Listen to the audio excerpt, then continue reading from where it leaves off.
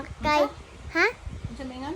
Kung naa si dada kay makamata kog kadlawon then mumata si daddy maadto dayon sa kusina dayon magluto dayon paglungag ug magluto sa sudan dayon mag init dayon og tubig then pag kung nakamata na mig 5:30 ipaligo namin ni daddy dayon sayo dayon pag human og ligo nagkaon dayon then mag-andam dayon og snack pag andam og snack nagsuot og kanang sandal then pag human sa sandal adton din sa school.